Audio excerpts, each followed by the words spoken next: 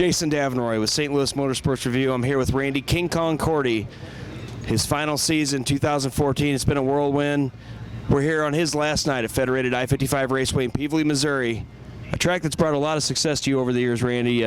Championships, feature wins, heat race wins, dash wins. I mean, you name it, you've done it here, as you have everywhere you've went. I mean, there's not a track that you really were bad at, you know, and we're coming off the eve of the World 100. And you guys had a good run there, ended up second. And tell everybody a little bit about your retirement, your charity that we're raising money for. Have been all season, doing an awesome job with it. Let everybody know what you're thinking here as you're entering your last night at Federated I-55.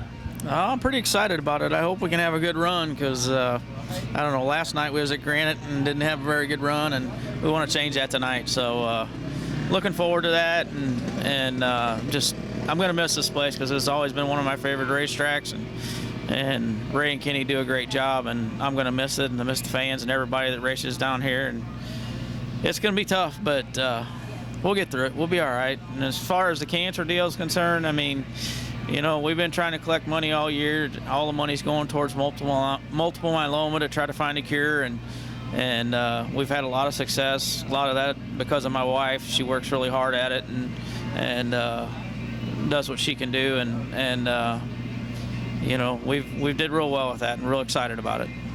You know, I from being in a position where my wife had been really sick and being the spouse of someone who goes through a terrible disease. With my wife, it was diabetes. With you, it's multiple myeloma. There's something special about that. It brings you closer as a couple when you have to battle something like that. Racing makes you a tight family anyway, because you're on the road together, you're traveling up and down the highway, you're hitting all these racetracks and stuff, and then you throw something on top of it like a disease like multiple myeloma, or in my case diabetes with my wife, and you know, it really does make a special bond. Oh yeah, I mean, I couldn't do it without her. I mean, if it wasn't for her, I probably wouldn't even be here right now, because I was pretty depressed for a long time, and she got me out of that, and she's everything to me. I mean, like I said, she means everything. And then my crew guys and a lot of friends, Rain and Shepard, you know, he's a really good friend of mine. He's a lot younger than I am, but it's like we're brothers or something. I mean, we get along so good, and he's always been there for me. And there's a lot of people that have been there for me, and I really appreciate all their help. So this is not like the KISS Final World Tour deal where they come out every year afterwards and have another farewell tour. This is it this year, right? Yeah, this is it. I mean, I just there's a number of reasons. You know, one of them's health, and one of them's just, you know, it's so hard to do anymore. It's so hard to. I mean, I've had a lot of great sponsors that have helped me this year do it the way I wanted to do it.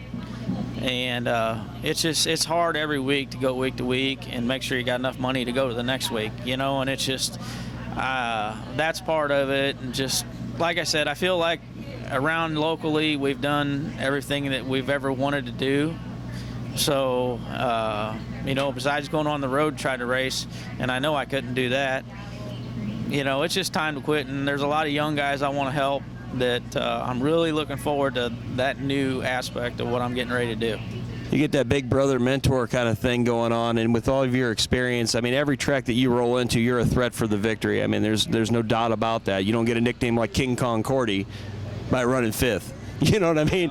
It's one of those things that, you know, you've set the bar higher, and you've helped raise the local racers' game up. I mean, you know, when you guys were bad fast, everybody else went, man, we got to go do our homework, and we got to get faster too. We got to try to catch him, you know. We're not going to let him run away with it. And you got the Manvilles that you helped working with over the years. I mean, there's any list of guys that are now in victory lane, and that has a lot to do with Randy Korte. Yeah, I mean, I really hope that's the way everybody thinks. And I mean, I always try to help everybody as much as I can. Yeah, we're all out here for ourselves, but I mean, I'd do anything for any of these racers out here. I mean, this is what I've been my passion for 30 years, and that's not going to change. It's just I'm not going to be in the driver's seat no more.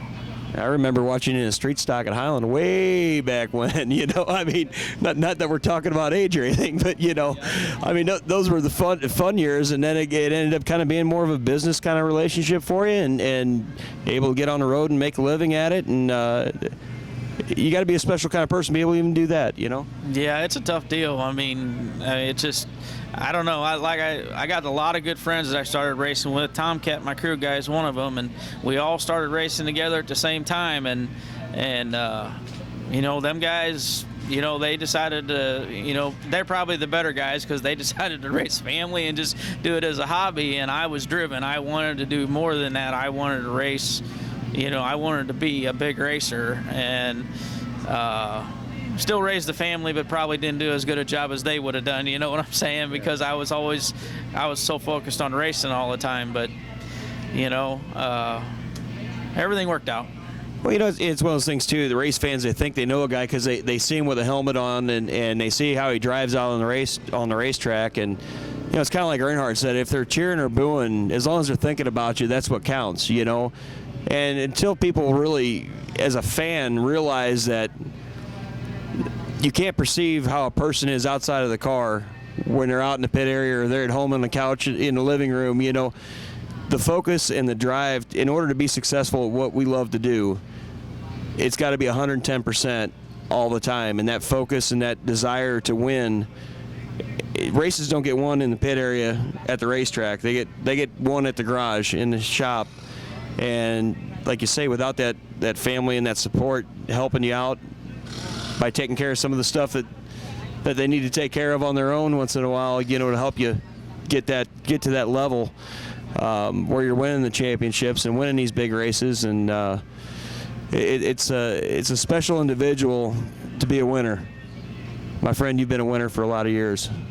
It's going to be tough not having you out here on the track. It's going to be great seeing you in the pits, helping these young guns coming up, the Darren Kleins, I said the Manvilles, you name them, up and down the road of the pits. I mean, you can just go through and kind of see where your influences help the sport grow and raise up to a new level in the St. Louis area. We thank you for that, Randy. I appreciate it, and I'm really looking forward to it. I mean, like I said, it's a new chapter in my life, and I'm pumped about it. Like I said, the driving part, I've been doing it for so long.